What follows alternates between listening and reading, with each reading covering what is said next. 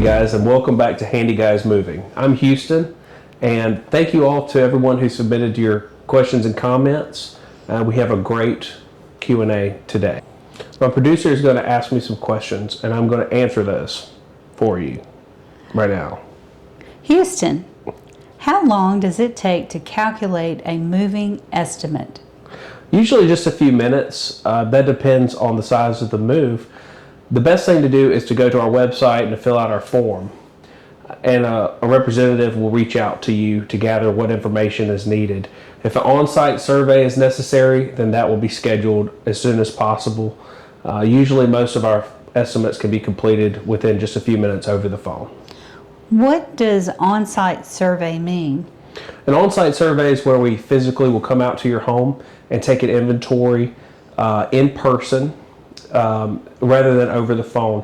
It's usually when there's the scope of the work is a little bit bigger. You're going to have a larger move or a long distance move to where the inventory needs to be a little bit more accurate and more in depth. Usually a trained eye is going to be more a little bit more appropriate in that situation. And I would think things like if you had outbuildings, barns or whatever, shed, things like that needed to be moved, an on-site would be a good situation. Yeah, that's correct. And you'd be surprised when we've gone through this many times before. And when you're not used to giving an inventory over the phone, it can be a daunting task. And sometimes things get left out, things get forgotten, and that can be a hassle on move day. So we do offer the on-site free of charge. That does prolong the estimation process a little bit because it does have to be scheduled, but we can come and offer that for you on any size move. You just let us know. Well, speaking of charges or fees, once you provide me with an estimate or a customer with an estimate, will there be anything additional, unexpected fees? No, we do an hourly rate for our local jobs, and that protects everybody involved, both the customer and us. And then for our long distance moves, we provide a binding estimate, and that comes where the on-site surveys come into play.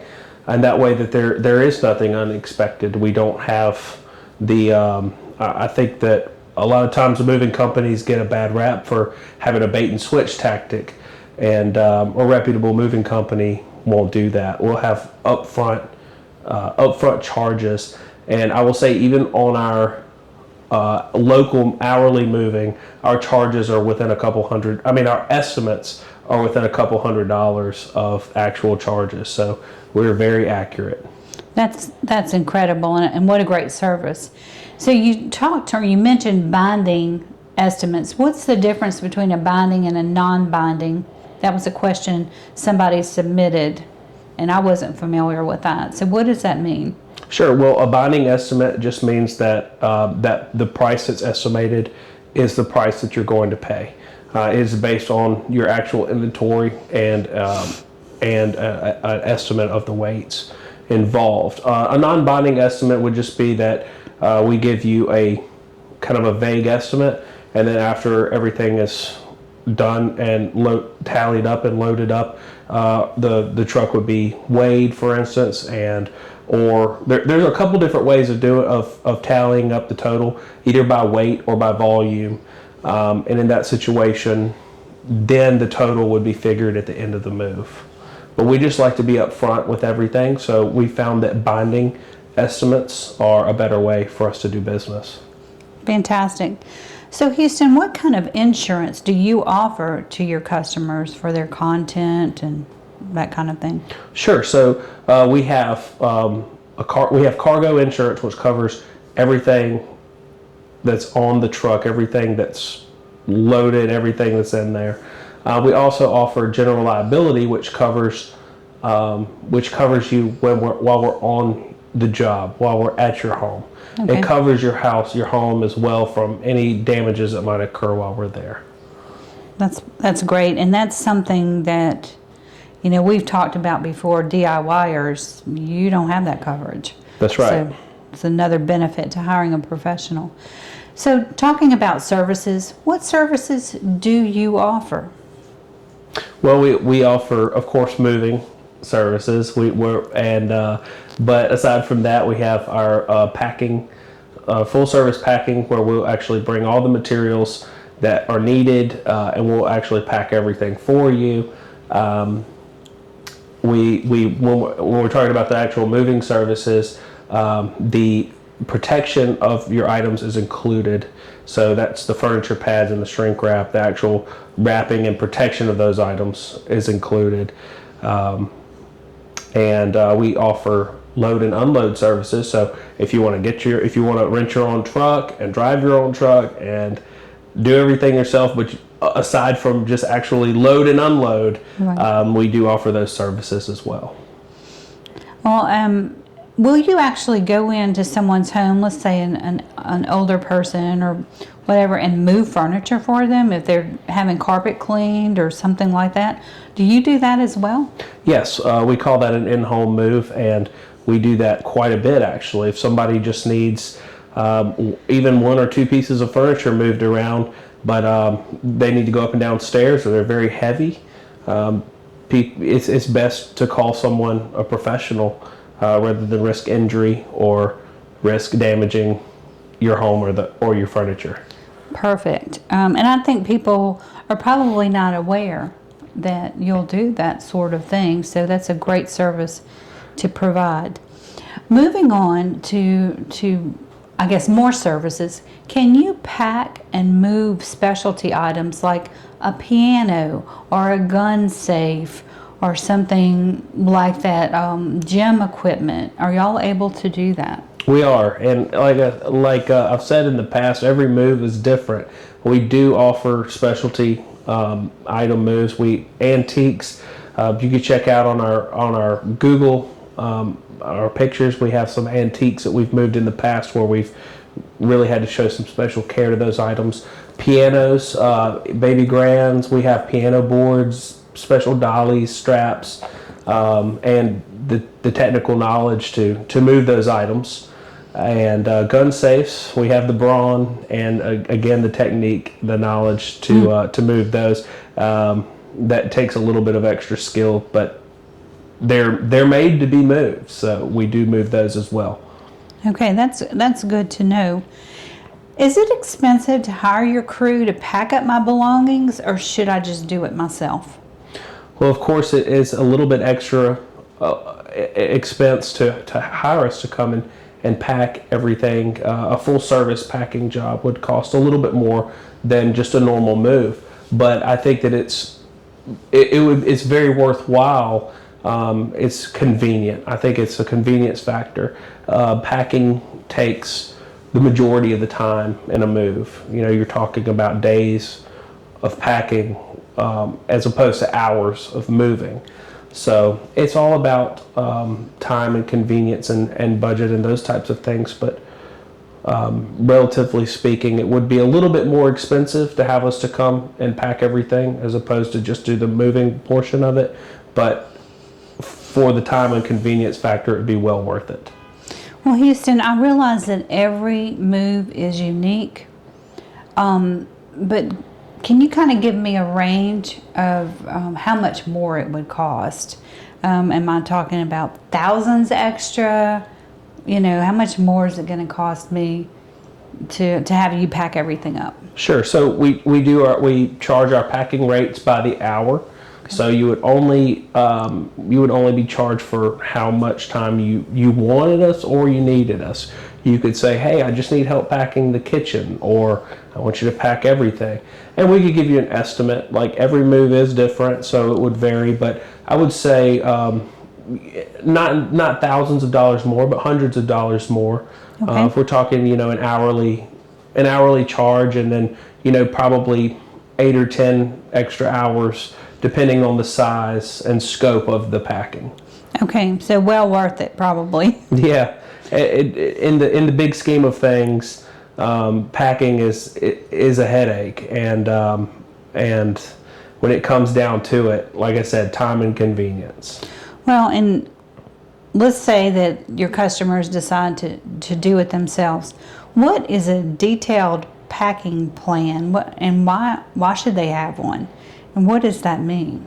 Well, you should always have a packing plan, because I can tell you from experience, from personal experience, that packing can be overwhelming. I've packed dozens of homes myself, and as a business, we've probably packed hundreds of homes.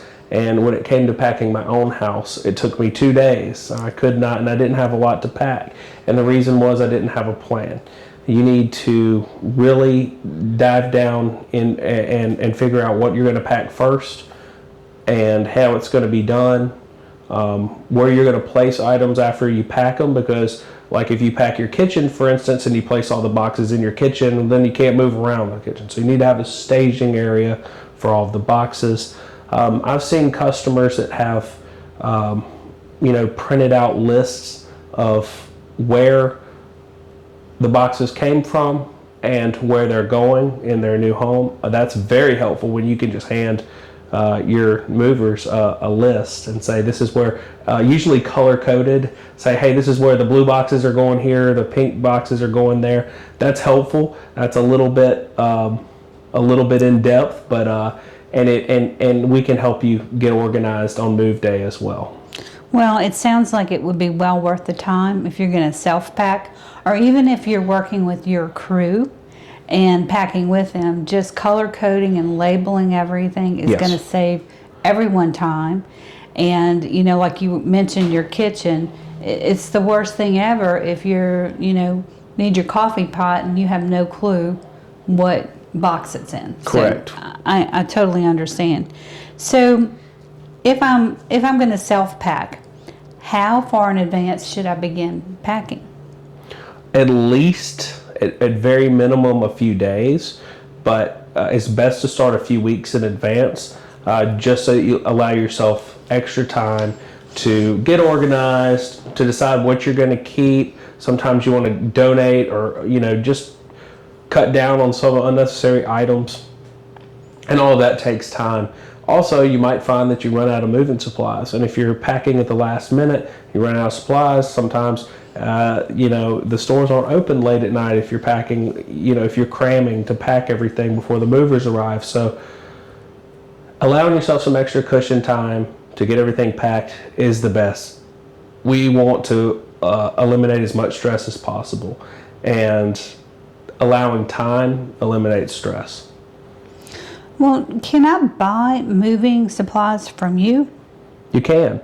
We have a full inventory of packing supplies here, and if we don't have it here, we can get it from our supplier. Our supplier ships every week, so we can order anything that we don't have on hand. We can order it and get it to you.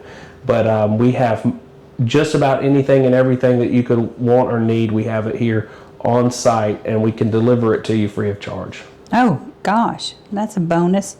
Well, what about things like wardrobe movers and mirror moving boxes and things for my artwork? Do you have that as well? We do. We have mirror boxes, picture frame boxes, wardrobes to hang all your clothes in. That's the tall box at the bar at the top to hang things, so you don't have to have all your nice clothes get ruffled in a box. And we have packing paper. We sell shrink wrap by the case. We have tape by the case, so you can buy in bulk from us if you need bulk as well. That's fantastic. And so I don't have to search all over. I can just call you. I like that. That's right. We can if you call us ahead of time, order, we can bring it to you plenty of time ahead before your move, and we can have it ready for you to pack everything before we arrive. Super. So, talking about packing, how can I make it easier? What can I do to make my packing easier at home? Well, as we talked about before, just allowing extra time. Allow yourself some extra cushion so that you're not rushing. Time is everything. You want to just do it in piecemeal by room also. I think that taking it by room and then packing from one side of the room to the other room, or to the other side of the room. So from left to right or right to left, however you want to go. That's generally the way that I would do it when I go onto a job. So that you're not you don't want to be going from one room to the other and mixing boxes, or run because you're spending too much time running all over the place, or you're just not flowing.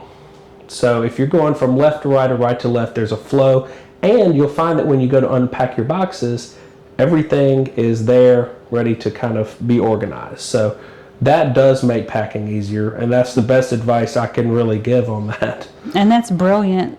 So, and I could actually pack up rooms maybe that I don't use, like guest room or the attic or things like that. Yeah, start with the unused spaces first. That way you're not digging through boxes looking for something that you need at the last minute. Exactly. And then we talked about labeling everything. So if I use your very methodical approach, that would be so easy to color code, to label. That's right. And list what's in the box on the box. So what about dresser drawers and things like that? Do I need to unpack all of those clothes, or what can you do with that? So clothes and dresser drawers, you can leave them. It's best to leave them there. They're already folded. They're clean.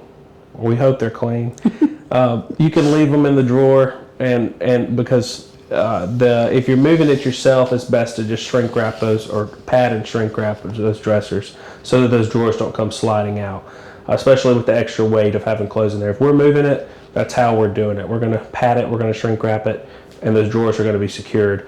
Any loose items, such as jewelry, pocket change, any valuables that are in those top drawers, that does need to come out, and that does need to be packed.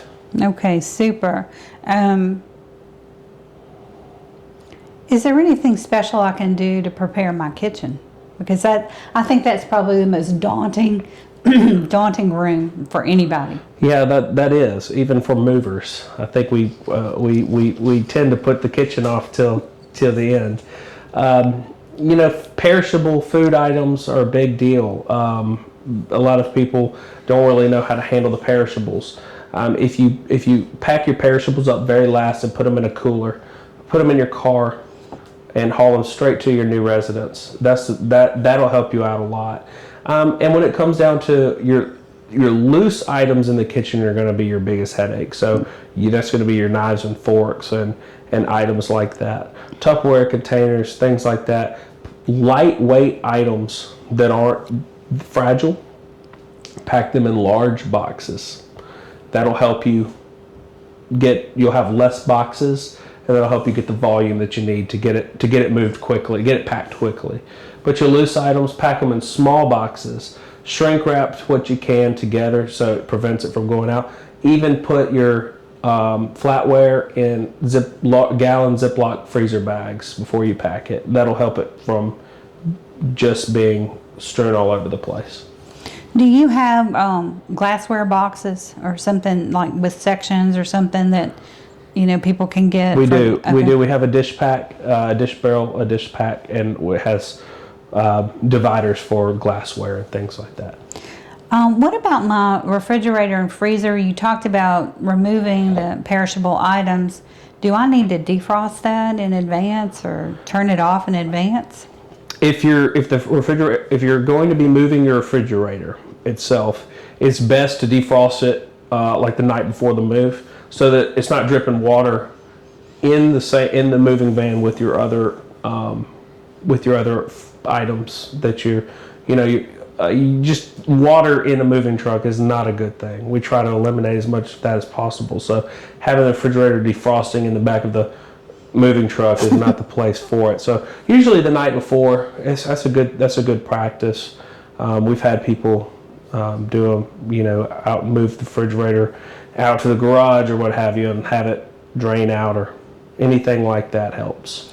Okay, super. That's a good tip. So let's go to the moving day and what happens on moving day.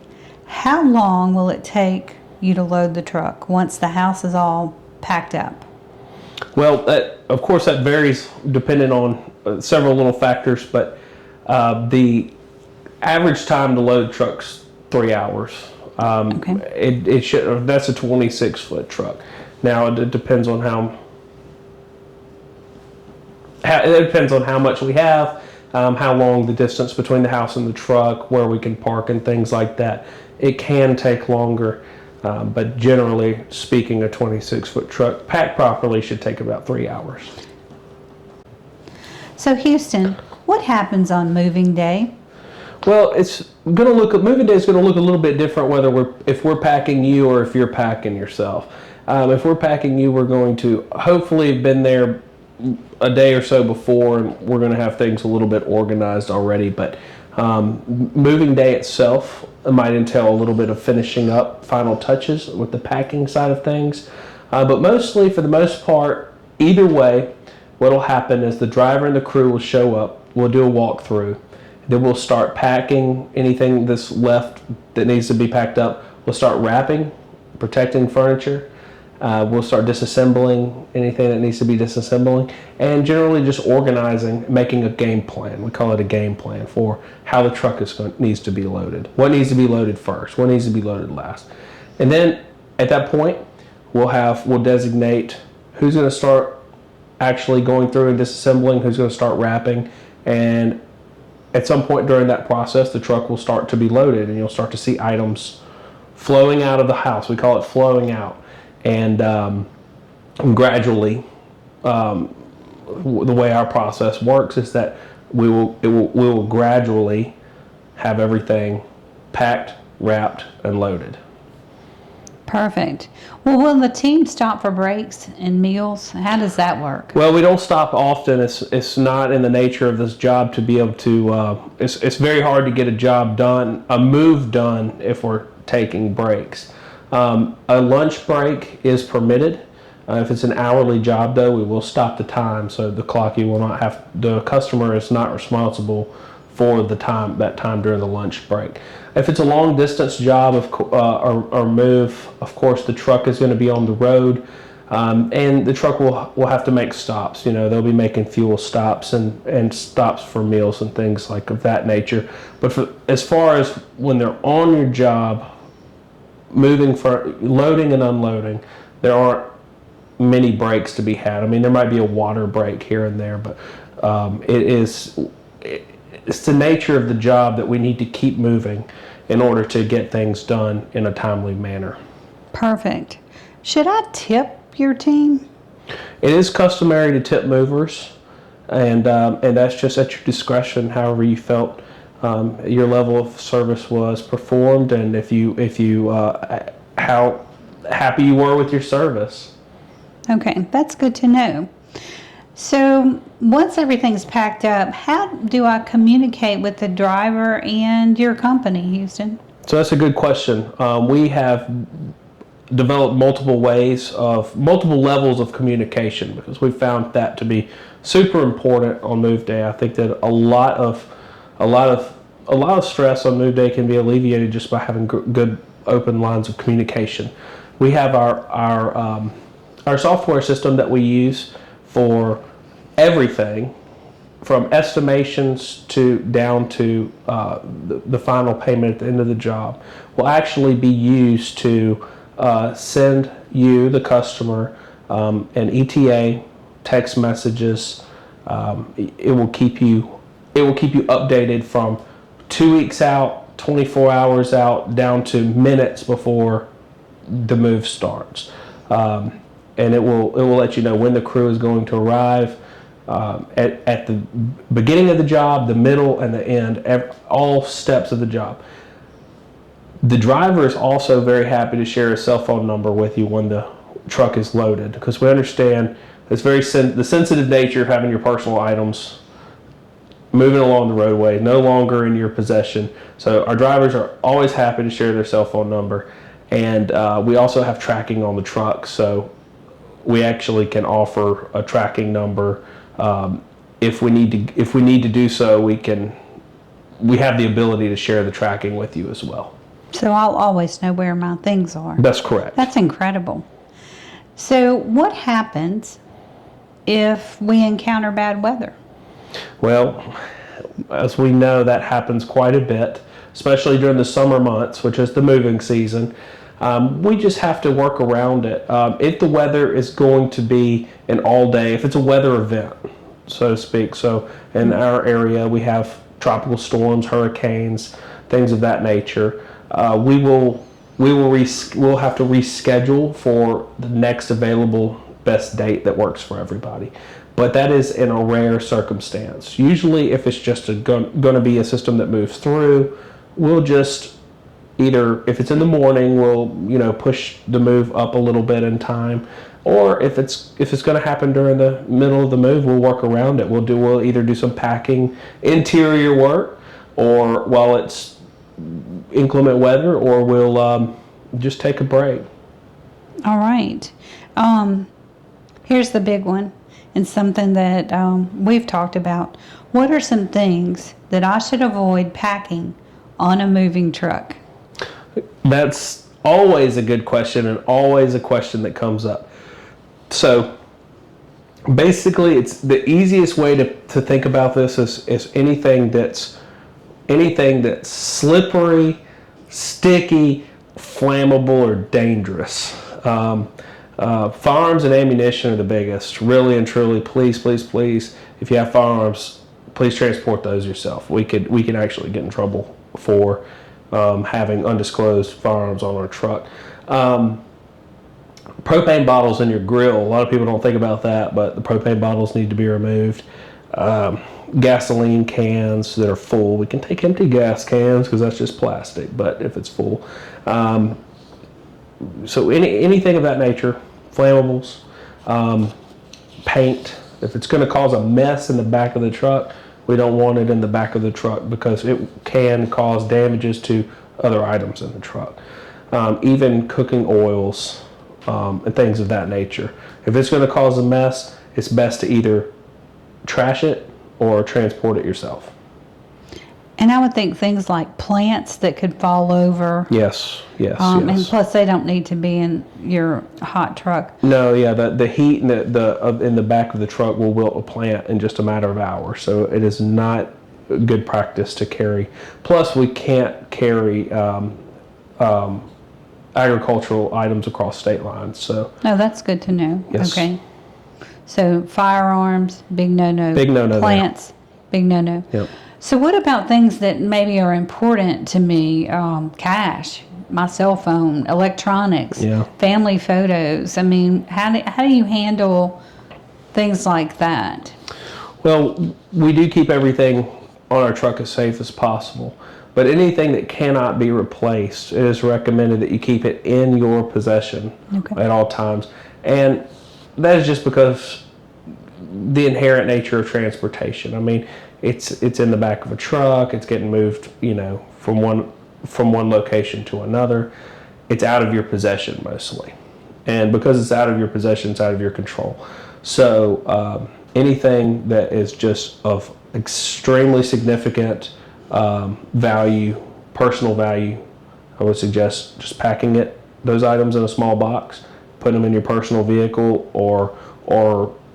and carrying them with your person.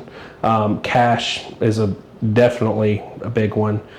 I don't know that we've ever moved any extraordinarily large amounts of cash before, but I don't, I wouldn't recommend it. Deeds to your home, paperwork on your vehicle, anything that could get accidentally lost in the shuffle that can't be replaced. So financial papers Correct. would be important. Any moving documents would be important. Gotcha. What about like prescription meds? What about meds in general? Yeah, so you need to have your medications, any prescription medications you need to have with you. Anything that you're going to need before the truck is unloaded. That's important. Anything that you would need for the closing of a new home, or documents that you'll need there to get the power turned on at a new residence, your prescription medications that you might need while you're traveling on the road. And again, we're talking more about long distance or multi-day jobs. Local is a little bit different.